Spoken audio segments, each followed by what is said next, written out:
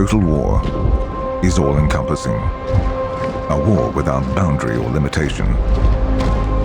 In the Second World War, massive armies advanced, confronting whole populations with impossible choices. The manufacture of weapons transformed industry and the workforce. Area bombing campaigns reduced cities to rubble. Sieges doomed populations to starvation. Racial policies sponsored campaigns of genocide. At the heart of this conflict were ordinary people who would reveal both the best and worst of humanity. People whose lives were lost or mortgaged to the demands of total war.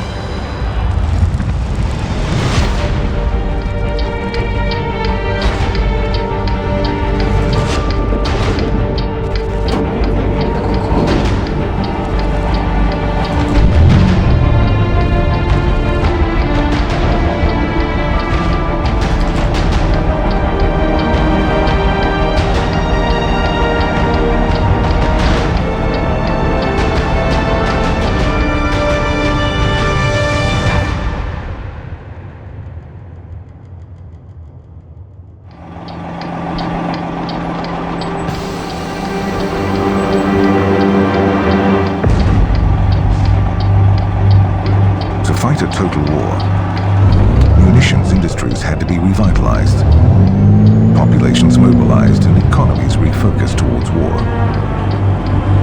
Attempts were made in the 1920s and early 1930s to maintain peace.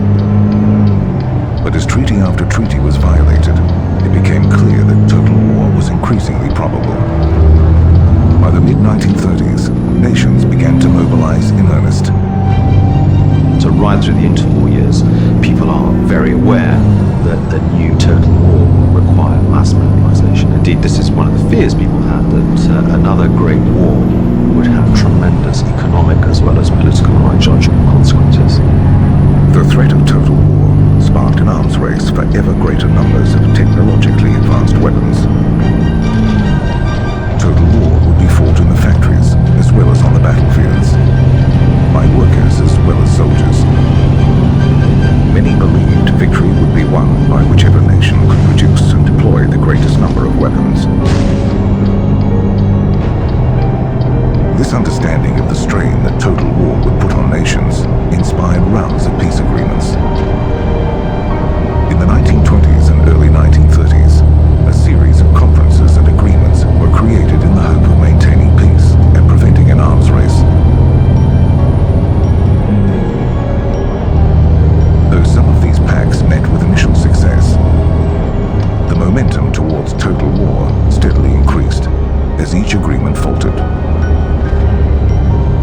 There were high hopes for the disarmament conferences in Geneva in February 1932 and 1933. Representatives from 60 countries attended. But negotiations failed when Germany sought military parity with other Western powers and rejected any plan that didn't deliver it. The hope of a world with fewer weapons was finally dashed when both Germany and Japan withdrew from the League of Nations in 1933. It is now clear that the disarmament conference will not fulfill what is its sole object, namely general disarmament. German government is accordingly compelled to leave the disarmament conference. One by one, as these numerous promises of peace were broken, total war looked more and more likely, and nations across the globe began to prepare. I think we need to think in terms of what at the time statesmen, scholars, military thinkers of all ideological shades thought mobilization meant. What they really thought it meant at core was the mobilization of the power of the state to affect the economy, markets, to put people in jobs, in positions, in uniform with ever greater force. Hitler began planning for rearmament as early as 1933, but kept his activities secret from the international community until 1935. Thereafter, as he openly defied the conditions of the Treaty of Versailles, Hitler's path to total war became increasingly clear to the international community. 1936, you're seeing the globe being armed. What's interesting is that there was an assumption that those states who had dictatorships, that had state-controlled economies, had a lead in rearmament. The Reich's law for the construction of the armed forces reintroduced conscription, included plans for the expansion of the Navy and Army, with the Army to reach 580,000 men by 1939. Versaille had kept the Army at 100,000. The new Air Force would combine with the Navy and Army to create the Wehrmacht. Hitler's four-year plan, launched in 1936, laid out his aims for rearmament. In 4 years, Hitler demanded the German Army must be ready for combat, and the German economy must be capable of war. The heart of the plan was self-sufficiency, or autarky. The German armed forces often talked about having some sort of economic dictator, someone who would come in and subordinate the aircraft manufacturers, the armored fighting vehicle manufacturers, petroleum industry, and so on, to create an independent, self-sufficient economy. Externally, it looked like Nazi Germany was mobilizing to some sort of grand Machiavellian plan that it was all going to be perfect. And outsiders tended to assume this. So French and British military intelligence assumed the Germans were doing everything efficiently and beautifully. The truth is, it was disorder and chaos on the inside. One example of such inefficiency was the lack of standardization across German industry. At one point, German factories were producing 425 different kinds of airplanes, 151 types of trucks, 150 different motorcycles. When Germany went to war, this diversity, which made staggering demands on the spare parts inventory, was to prove disastrous. When we think about Goering running the four-year plan, I mean, he may have been once a great aviator, but did he understand the fundamentals of running the German economy? I don't think so.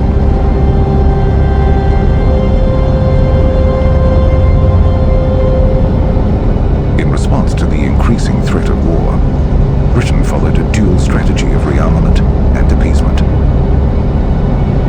These diplomatic solutions sometimes came at a cost to others. Germany invaded Austria in March 1938. The Union, or Anschluss, was confirmed a month later by orchestrated plebiscite, returning a vote 99.7% in favor. Britain did not see the Anschluss as a threat, so did not oppose it. The Saar region had also been returned to Germany following a plebiscite in 1935. Joy day in the Saar. Germany exults in reunion with her divorced province. Hitler was taking tentative steps towards his goal of a greater Germany, and finding little opposition. Lebensraum, living space, which meant expansion to the east, must follow. The sacrifice of the Sudetenland in the Munich Agreement was the most cynical example of Britain's appeasement policies in action. The Sudeten region of Czechoslovakia included about 3 million people of German origin. Hitler began planning for the occupation of Czechoslovakia in May 1938. As the situation escalated and war looked imminent, British Prime Minister Neville Chamberlain met with Hitler to negotiate. After a series of negotiations, a full-power conference was held to decide the issue. In September 1938, the leaders of Britain and France complied with Hitler's demands. The Sudetenland was surrendered to Germany in exchange for a hollow promise of peace. Britain was very much influenced by its experience in the First World War. The cost in blood and treasure had been so great that there was a feeling that if in any way they could negotiate a war away, that is, appease Hitler in particular, they would do it. The Munich Agreement and the appeasement strategy did not secure peace for our time, as Chamberlain claimed. But it did buy time enough for Britain to continue to scale up preparations for war. What's important to understand about the arms race is that it's not simply about building up forces, not building ships, not just about building tanks or men. It's about expanding the economic base, regimenting people, and securing the resources you need to wage total war. As nations edge closer to total war, an ever-increasing amount of the British national budget was being allocated to defence. In 1935, the British Royal Navy was the largest in the world, and the Royal Air Force was among the most powerful. It was only the army that remained relatively small as part of a strategy that sought to fight total war at arm's length. What does this mean? It means no conscription, either in the United Kingdom or the rest of the empire. It means a focus on attacking not enemy armed forces, but enemy populations and enemy industry. It means to do this, World War I today, high-tech weapons, a very powerful Royal Navy, and a very powerful Air Force centered on Norway. Now, the aim of this was to achieve offensive power at a low cost, both financially low cost and low cost in terms of the non-militarization of British society.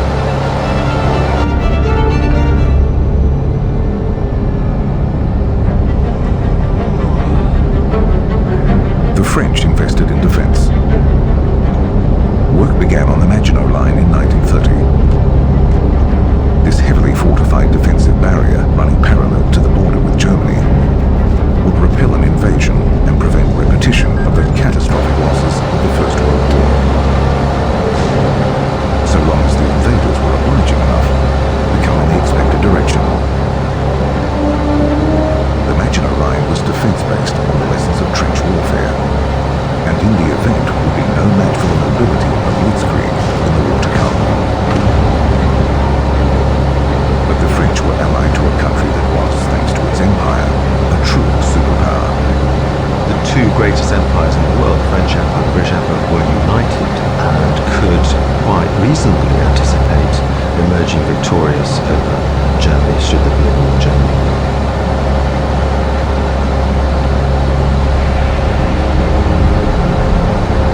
In the Soviet Union, Stalin anticipated a future war, knowing his nation was not as prepared as it could be.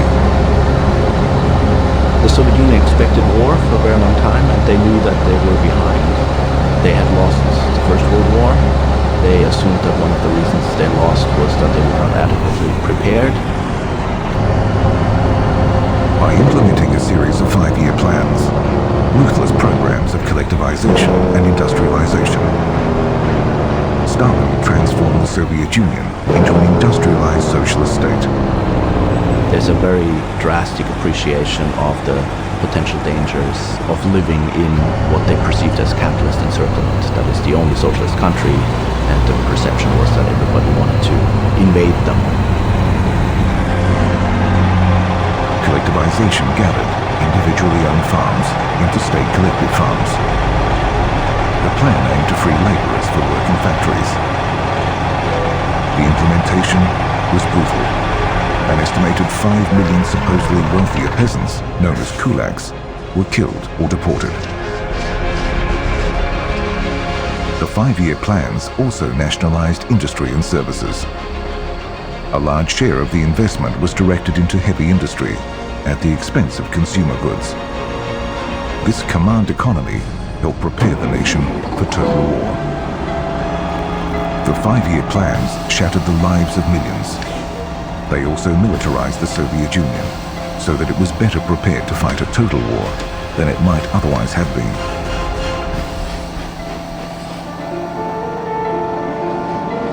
For example, in 1927, the Soviet Union produced only 500 motor vehicles. 13 years later, in 1940, they're producing 200,000. It says a lot about the 5-year plans that Stalin initiates and just how heavily focused they were on heavy industry and on armaments. This is key to surviving the German invasion of the Soviet Union. When the Germans launched their invasion of the Soviet Union, Operation Barbarossa, the gaps in Soviet preparations for war became clear. But we must also be careful in looking at Soviet production. The material itself does not account for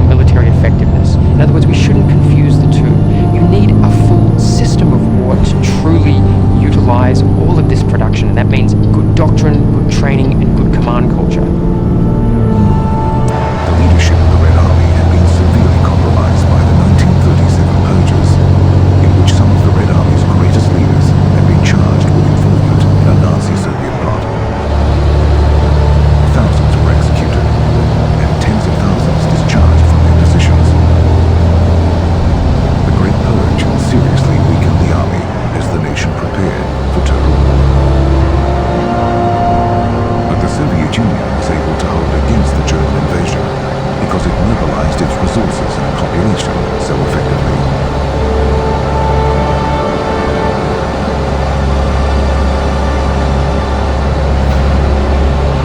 Because it drew the invaders into enormous territory, stretching supply lines. Because the Russian winter was a powerful ally.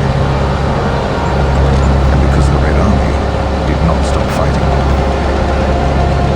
For the Soviet case, it's, I think, really an ideotypical total war. The activities of the state focus nearly completely and exclusively on mobilization to war and on provision of the Red Army, to the extent that they give up a lot of things they have done about controlling civilian consumption, distribution, and basically lets locals deal with things.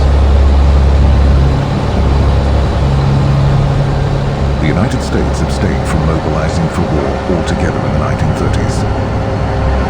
Weary of European wars, equally wary of bankers and munitions dealers who sought to make their fortunes in war, the focus remained on neutrality for as long as possible.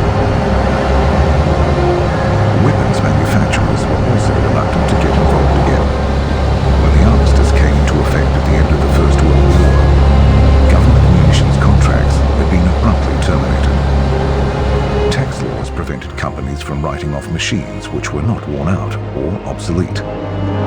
Factories across the country were demolished, including what was at the time the biggest rifle manufacturing plant in the world. On the other hand, as Europe darkened over the 1930s, you had an increasing group of people who thought that the safety of the United States was very much tied up with keeping Europe out of war. And so therefore, the difficulty of the United States in the 1930s was with the Depression, when 1/3 of the country was out of work for a considerable time. And the fact that because of this, the U.S. didn't really have a foreign policy in the 1930s. No one really knew what they wanted to do, or if they did know what they wanted to do, they weren't sure they could actually accomplish it. So moving towards the Second World War in the United States, you had a lot of confusion. In September 1939, one poll suggested that at least 2/3 of the population had no desire to provide aid to the Allies. But within a few short years, the United States was transformed from an isolationist nation intent on neutrality to the arsenal of democracy. To create the arsenal, President Roosevelt ramped up the defense budget. We must increase production facilities for everything needed for the Army and Navy for national defense. The most prominent examples was the Second Naval Expansion Act signed by the President in July 1940, which granted $4 billion towards construction for the Navy. In December 1940, a year before the United States declared war, President Roosevelt made it clear that to preserve American independence against the Nazi threat, American production had to mobilize. Rearmament was essential. Providing weapons to the nations fighting against the Nazis would, Roosevelt hoped, enable the US to stay out of the fight. The distribution of the arsenal began with Lend-Lease. Lend-Lease was put in place because President Roosevelt, and then gradually other members of the administration, the Congress, decided if the United Kingdom, and indeed the Empire, was not supported, it was going to go under. One of the isolation laws had said no one could buy anything unless they bought it with cash and carried it back on their own ships. Well, increasingly, Britain didn't have any cash.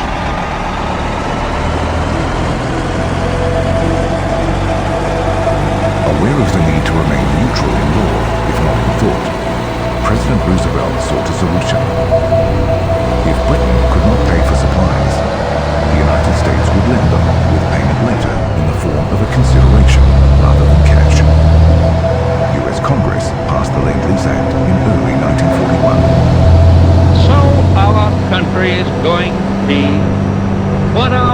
people have proclaimed it must be the arsenal of democracy. It would have been very difficult for the United Kingdom, extremely difficult, for them to pay for ships, to pay for men, to pay for whatever the accoutrements of war might be. And of course, Russia was in that sense the same.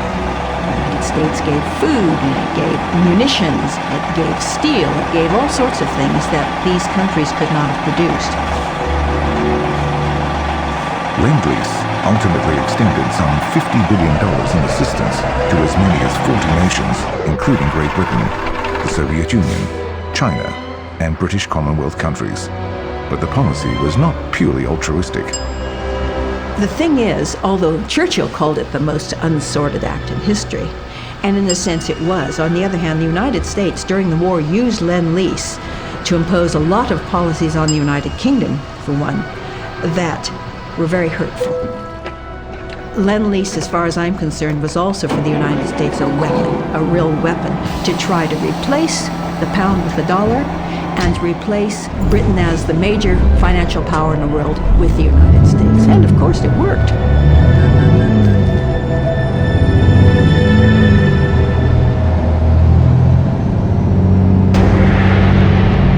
As the arms race developed through the 1930s, the total war to come was, in a sense, already being fought.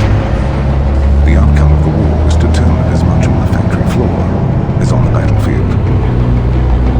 Production was vital for victory. As the major powers prepared for war in Europe, production increased exponentially. Factories went into overdrive. In 1933, for instance, Britain produced 633 aircraft, Germany 368, and France produced none at all. The Soviet Union, in comparison, produced 2,595 aircraft. By the last year of the decade, France produced over 2,000 aircraft. Germany had caught up to the Soviet Union's level of production, with both producing over 10,000 aircraft each. Britain produced the greatest number that year, with over 15,000 aircraft manufactured. Once the United States entered the war, its factories and factory workers made a significant difference to the Allied war effort. If total war relied on the factory, the American factories were willing and able to deliver victory. The United States, until after the Second World War, didn't believe in huge standing armies and navies. They could be a threat, and they cost money. So the mobilizing both militarily, in terms of the Navy, in terms of industry, and in terms of manpower, really all began once the United States was in the war.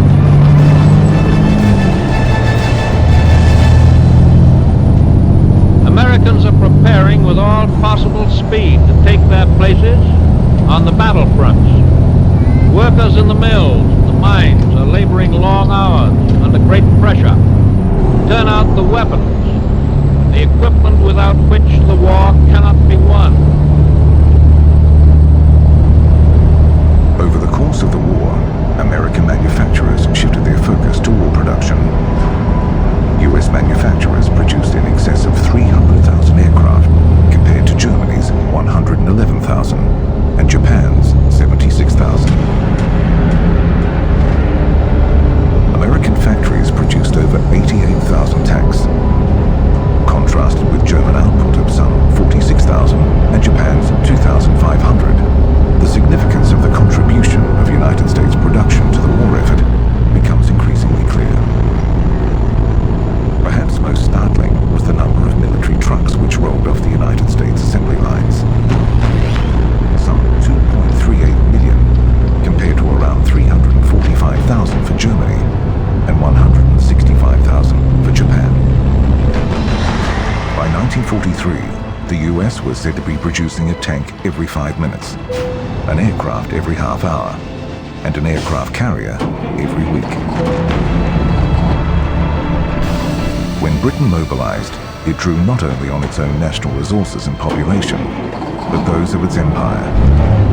This belies the common perception that Britain stood alone against the Axis powers in 1940.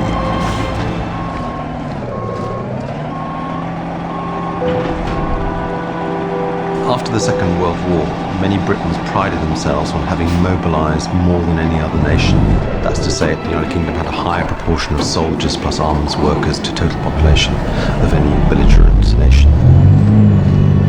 In fact, it's a very misleading statistic. The reason the United Kingdom was able to mobilise so much was that the British Empire and the United States wanted it so mobilised and supported it with raw materials and with food so that it could do precisely that.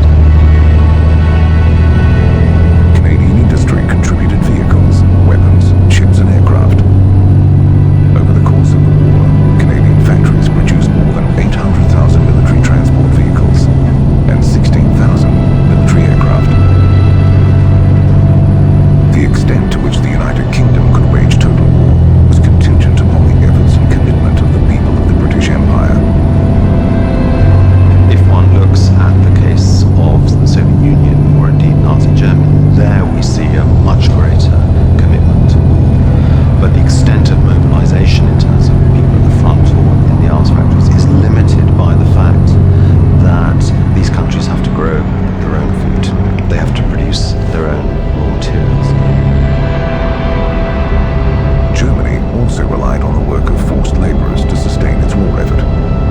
The number of slave laborers Germany pressed into service in 5 years was at least equal to the number that crossed the Atlantic during almost 400 years of the slave trade. Food and raw materials were vital to waging total war. For nations which relied on imports for food supply, this could present considerable problems. Really, the root cause of the war start way back in the 1870s when the European population start to shift away from a grain-based diet towards a meat and milk-based diet. And that means you have to import a lot more fodder to feed the animals to produce the meat and the milk and so on. And for Britain that's fine, but that was a real problem for Germany. In Germany, the raw materials took priority over food supplies. Goering was quite serious when he said, "We've chosen guns over butter," because they didn't want to spend money on importing fodder from Denmark or bacon or milk or whatever to feed the working classes. They want to spend it on iron from Sweden to rearm. That makes them aggressive, that makes them look to the east. That's always the plan, that they will invade Russia and take over Eastern Europe in order to grow food for the German population. Access to resources was a great strength for the British war effort. It did not have to rely solely on internal resources to prosecute the war, but it also made the nation vulnerable. Imports traveled by sea. The support offered by the US through Lend-Lease would have come to nothing if maritime supply lines were compromised. The German Navy sought to use U-boats to blockade, starve, and ultimately defeat Britain.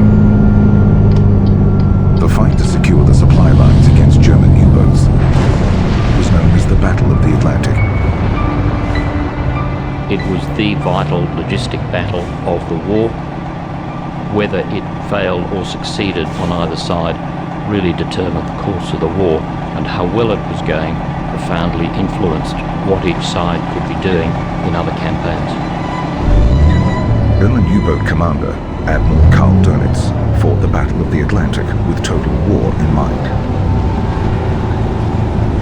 But he also faced competition from other arms of the German military for men and resources. Dönitz saw the Battle of the Atlantic as a tonnage war, a race between the number of ships his submarines or U-boats could sink, and the speed with which the Allies could bring new ships and crews into production. It's usually thought that the main impediment to British imports were the submarines that were attacking merchant ships in the Atlantic. In fact, really the main impediment was the lack of merchant ships. More and more merchant ships were needed because trade routes had become very much longer, and the threat of submarines meant you had to convoy ships together in large numbers, which delayed the movement of ships. So it's not the submarines themselves that are significant, it's the potential effect of submarines. At the height of the U-boat campaign, the wolf packs stalked Allied convoys and ravaged ships. The Allies lost 575 ships to the U-boats in the last 6 months of 1942.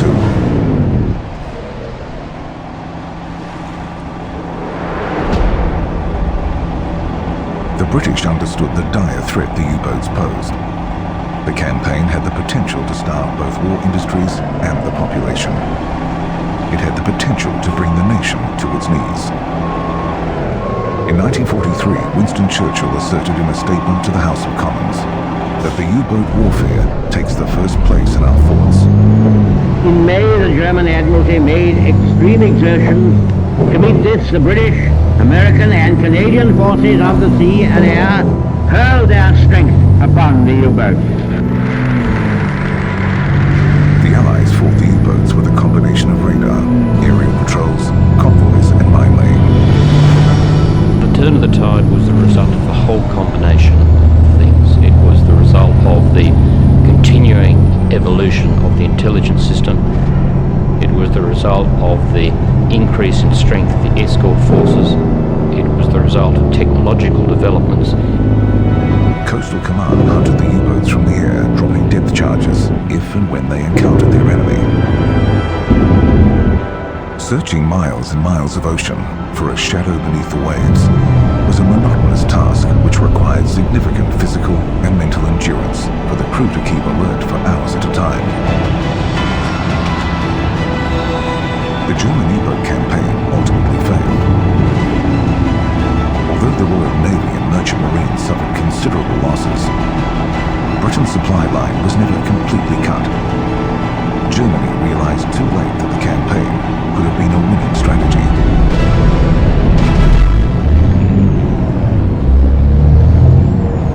It was a constant battle of offence versus defence, developing technology on both sides. Fundamentally, all these things, together with perhaps the most important, which was the provision of long-range aircraft and air support to the convoys, which created a system which was able to reduce the U-boat threat. The merchant ships delivering supplies across the Atlantic, the aircraft protecting convoys from above, or hunting U-boats to secure the supply lines, all relied on labour.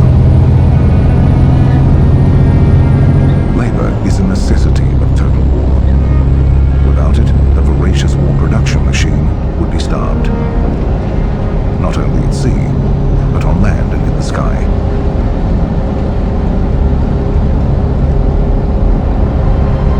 Women's labour was vital to the successful execution of total war. But the extent to which it was used in different nations at different times in the war varied considerably.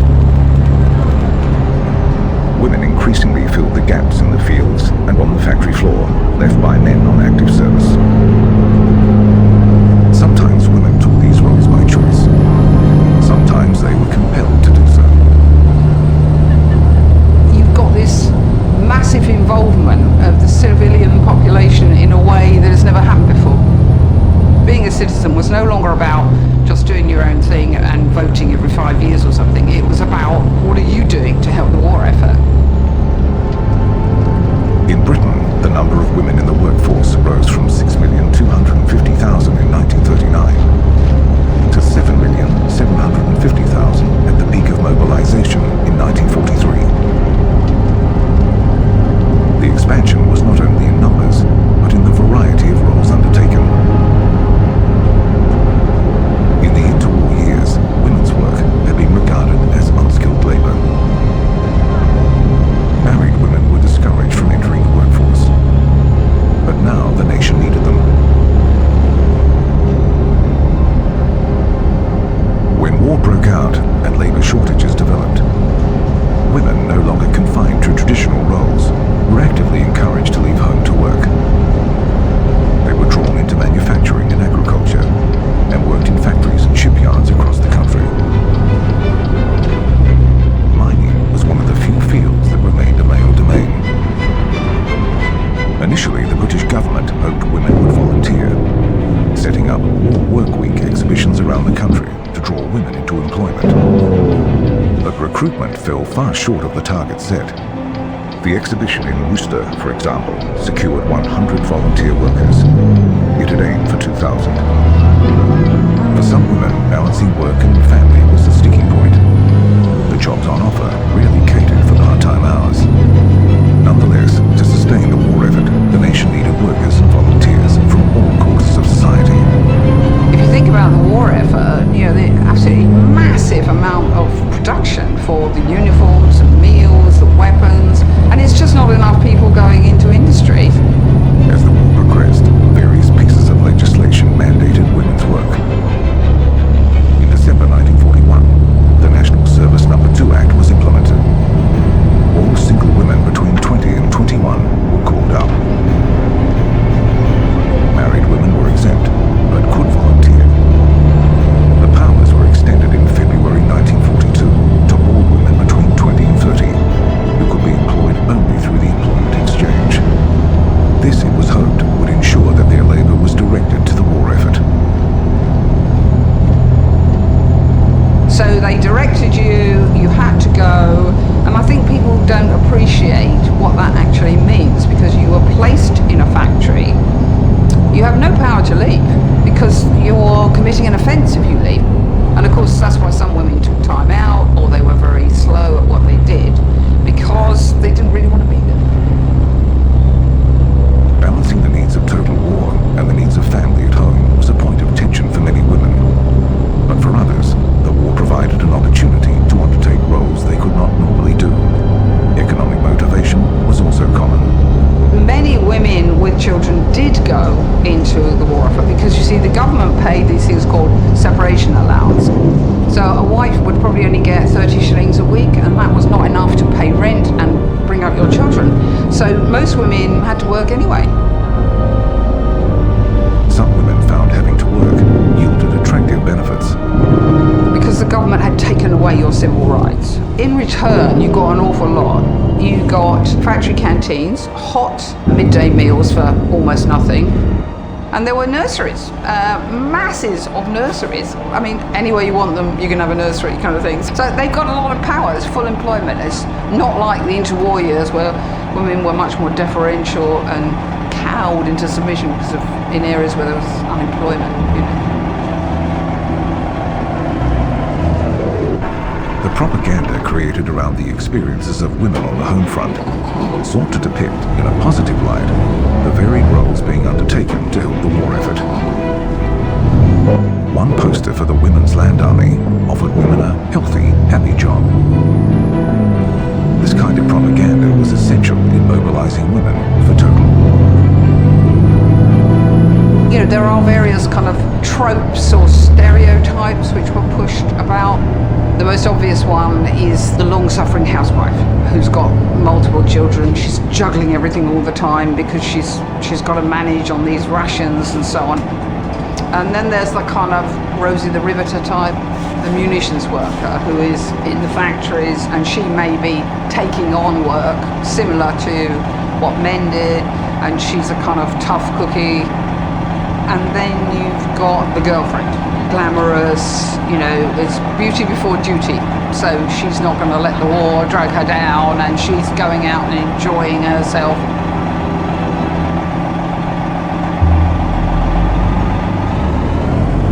It was in the Soviet Union that the contribution of women to the war effort was the most extensive, both on the home front and on the battlefield. The Soviet Union fought the war on a scale and intensity unmatched by other nations. It fought against a war of annihilation and needed every member of society to work together in defense of the motherland. Throughout the 1930s, as the Soviet Union mobilized, women were actively encouraged to consider themselves equal members of Soviet society. This included playing a role in the military. It was very common, in fact, for women to be encouraged to acquire physical skills and military skills, including parachuting, skiing, shooting skills and so forth, so that in any forthcoming war they could participate equally with men in armed conflict. Propaganda in films and newspapers actively promoted women as full participants in the military. Following the German invasion, the Red Army recruitment centers were inundated with women volunteering to do their bit, though they were not always welcomed. They found ground they would encounter, let's say, male military recruiting officers who would just tell them, as the phrase went, war is not women's business. So the social reality versus the imagery of what women could really achieve in the Soviet Union at that time was, well, it was a long way apart. Despite the attitude of some military men, the Soviet Union was fighting a total war, and it needed women. Somewhere between 800,000 and 1 million women served in the military, many in traditional roles such as nursing, but others served in units which shattered gender stereotypes. In October 1941, with the Wehrmacht at the gates of Moscow, 3 women's regiments were created in secret. They were at the time, and probably still are in many respects, a unique phenomenon in the annals of warfare.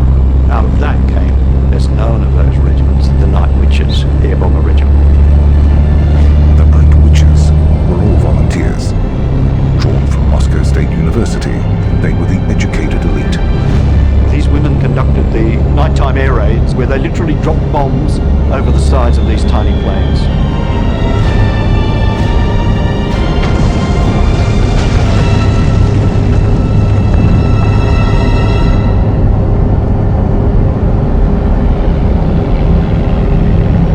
They won proportionately more heroes of the Soviet Union, the Gold Award, the pinnacle of awards than just about any other unit of the Red Army.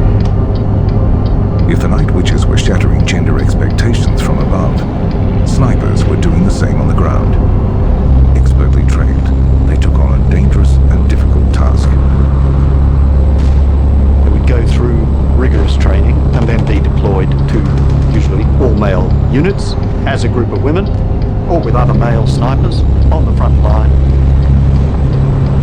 Their task was to kill point blank as many of the enemy as they could. And there's a most famous emblematic figure, again, who comes out of this. A woman by the name of Pavlichenko, who was credited with killing 309 enemy soldiers. She was a crack shot.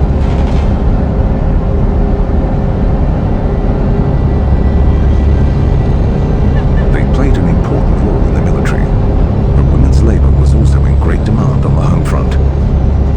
With 34 million men conscripted into the Red Army, women were needed to fill the gaps.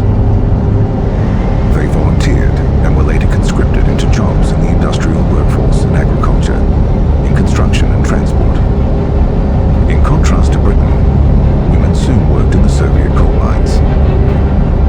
By 1942, over a quarter of all coal miners were women. Girls as young as 12 worked in the factories in extremely harsh conditions. We're talking about circumstances where food was in desperately short supply, where you were expected to work 10, 12 hours a day in a factory, 7 days a week if need be, to produce munitions or equipment or whatever was required for the military. Food was so scarce, rations were so poor that people were dying in the factories from overwork. All of this while they were expected to tend to their children, tend to the elderly, tend to the sick. Labor was also extremely scarce in the agricultural sector. Machinery and horses had been commandeered for the war effort. Women's labor powered the plow and ensured food supplies for the armed forces and the urban population, with no guaranteed rations for themselves. So on their shoulders, really, the home front effort certainly depended, again, in the most arduous circumstances. In Germany, the needs of total war conflicted with the Nazi ideology. Under the principle of Kinder, Küche, Kirche, children, kitchen, church, women were to remain at home in their traditional sphere. Despite the ideology, millions of women were already working in Germany when the war began. In May 1939, 14,626,000 women were working.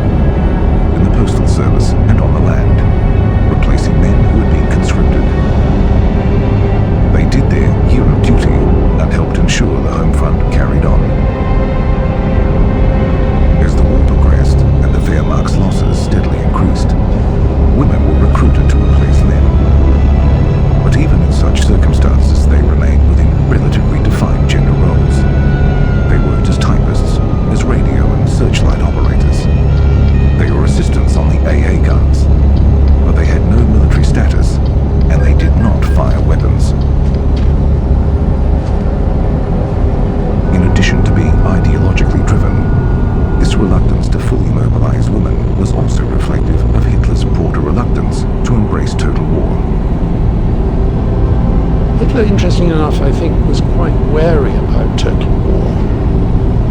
In theory, he was in favour.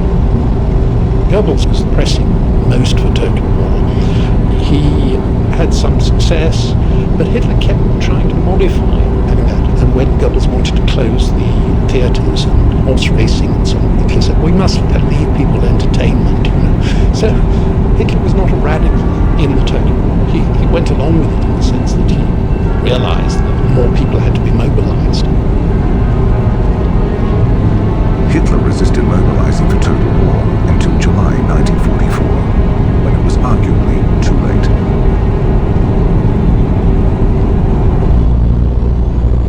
As was the case in Germany, Japan struggled with the dichotomy between women's traditional gender roles and the needs for mobilization in total war.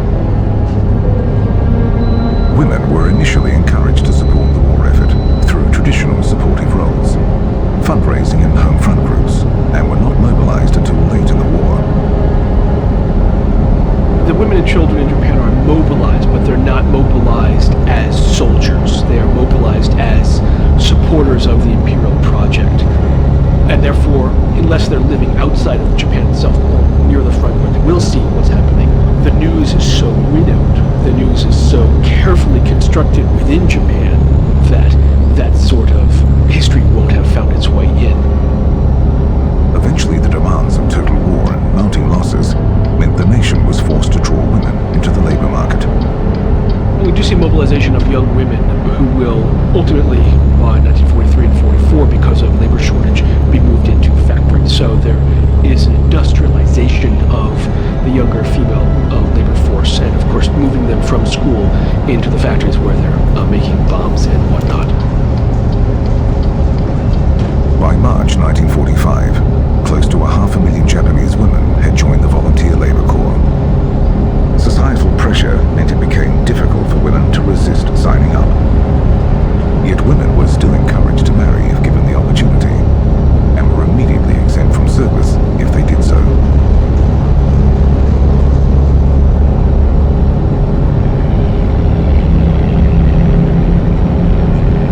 As air raids on Japan became common,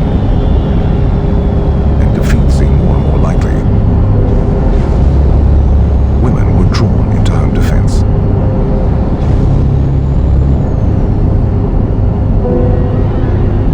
We don't see the weaponization of the female side of the Japanese population until late 1944, 1945, where almost a kind of last-ditch effort will take place, and we see these in the front of magazine covers where women who are literally only armed with bamboo spears or some sort of gardening tool almost are being trained. But one wonders if it's not just for the visual impact or the idea of you need to defend the motherland.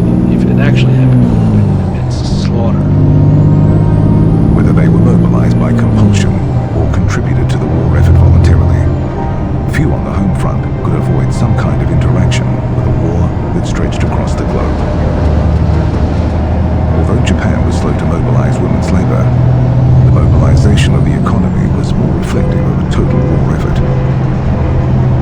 The amount of the government budget committed to defense rose from 69% in 1931 to 85% in 1944. The extent to which nations mobilized for and fought a total war varied.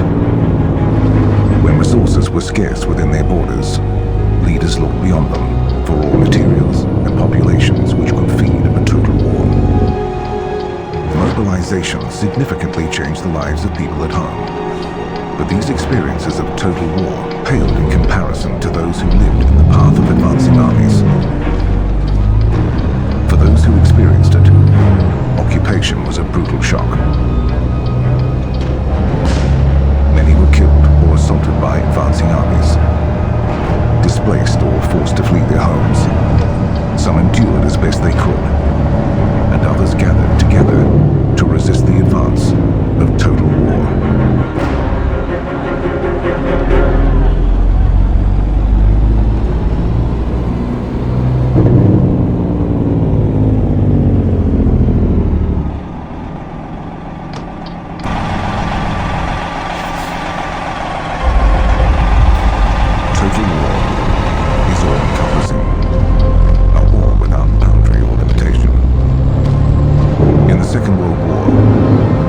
militaries advanced, confronting whole populations with impossible choices.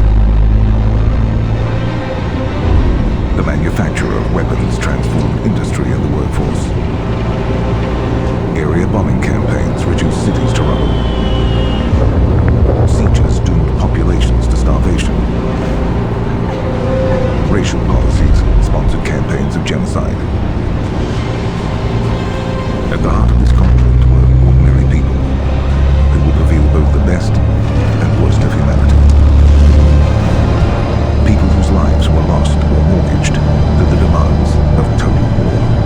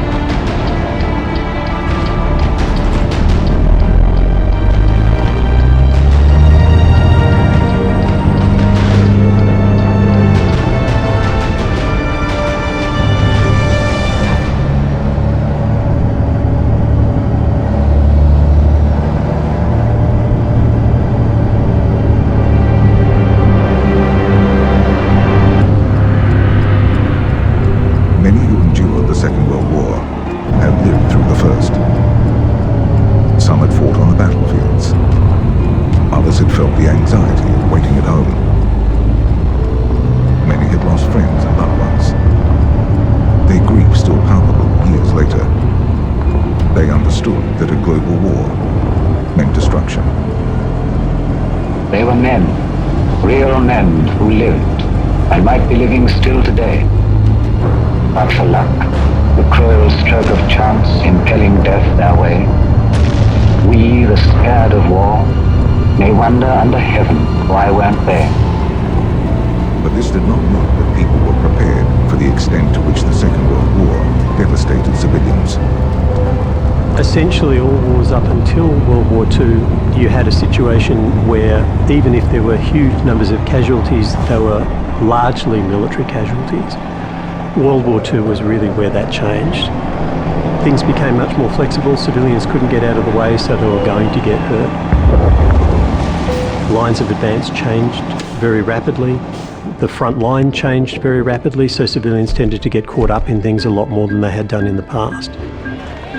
There was a huge change in the way in which policies towards civilians were implemented by the different powers. What's often called a process of cumulative radicalization occurred in the policies of almost all the major belligerents in the war. Total war saw a shift in the corridors of power towards policies which allowed for violence against civilians.